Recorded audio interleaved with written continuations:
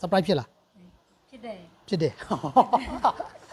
ဖြစ်တယ်လေ တနေ့ကုန် chocolate မလာသေးဘူးပေါ့ မလားသေး ဟုတ်လားမလာသေးဘူးအဲ့တော့အဝါစားလို့ရပြီ Happy Valentine's Day, baby stay right here.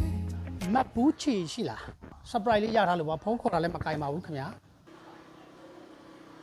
လက်ခံရမယ်နော်ကိုပို့လိုက်တာလားမသိဘူးလေအဲ့ဆိုလက်ခံရမလားဘယ်သူဟာလဲဒီဆိုအများကြီးတင်ပါတယ်လို့အများကြီးချစ်ပါတယ်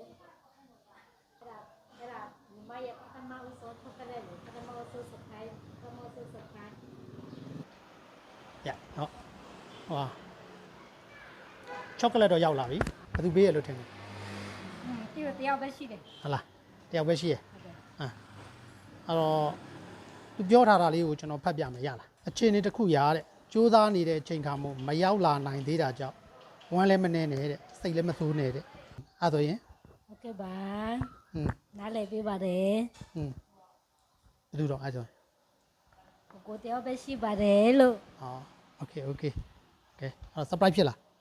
ဖြစ်တယ် ကဲအဲ့တော့ happy valentine day ပါနော် ကိုစီမိုပေးတာဟုတ်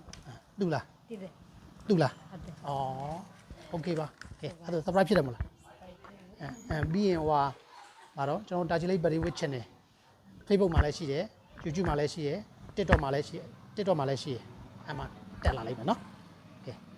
ဟုတ်ပြီအဲ့ဒါကျွန်တော်ဖွင့်ပြပါဦး bye bye